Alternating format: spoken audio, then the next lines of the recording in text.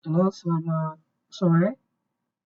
Berikut saya akan mempresentasikan tentang Afrika Selatan, yaitu dalam subtopik persaingan dan kompetisi. Jadi landasan teori interaktif disosiatif itu bentuk disosiatif proses interaksi yang sosial itu mengarah pada benturan atau perbedaan. Jadi terjadi persaingan, kompetisi atau kontroversi dan konflik. Ya, definisi persaingan yaitu perjuangan perorangan atau kelompok sosial untuk memperoleh hasil kompetitif tanpa ancaman atau benturan fisik dari pihak lawan. Jadi relevansi lintas budaya menganalisa bagaimana masyarakat dengan latar belakang keagamaan etnis mengarahkan potensi konflik menjadi wadah kompetisi yang konstruktif. Nah, jadi Afrika Selatan itu terkenal dengan atau sebutan lain yang Rainbow Nation. Ini latar belakangnya itu multikultural. Jadi ada 11 bahasa, Zulu, Xhosa, Afrika, dan Inggris. Jadi pasca era apartheid, ini negara ini bertentangan ketimpang sosial dan potensi konflik antar budaya yang sangat tinggi. Sehingga mekanisme persaingannya yang sehat. Nah, kebijakan persaingan ekonomi inklusif. Jadi ada sebutannya broad based black economy empower atau competition act sebagai regulasi kompetisi antar kelompok budaya.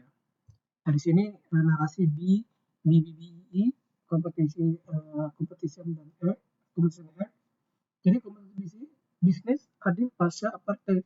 Nah, ini dalam undang-undang perusahaan mereka Afrika Selatan mewajibkan perusahaan itu bersaing mendapatkan lisensi dan kontrak publik.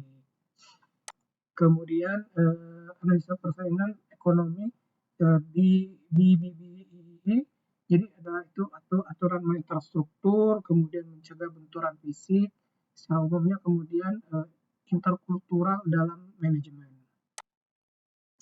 Kemudian ada juga kompetisi olahraga sebagai olahraga antar budaya seperti rugby dan sebagai arena kompetisi lintas etnis yang mempersatukan.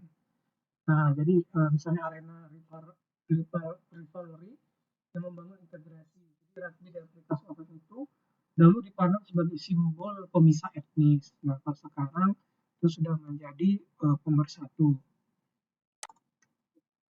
Kemudian persaingan olahraga, analisis persaingan olahraga yaitu secara bullet point, persaingan sportif sesuai dengan modul, kemudian penyaluran emosi kelompok dan simbol identitas bersama.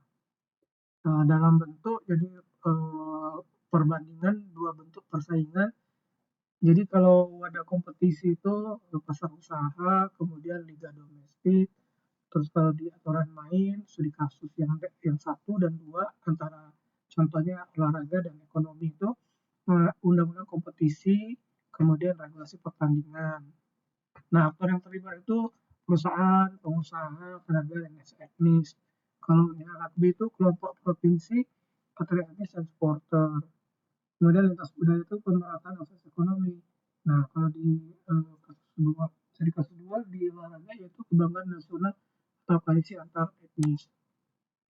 Kemudian kesimpulan riset sederhana, satu kompetisi terkanalisasi, kedua nir kekerasan fisik, tiga pelajaran lintas budaya. Jadi Afrika Selatan itu potensi konflik kulturalnya itu berhasil mengarahkan jadi lebih ke arah yang positif.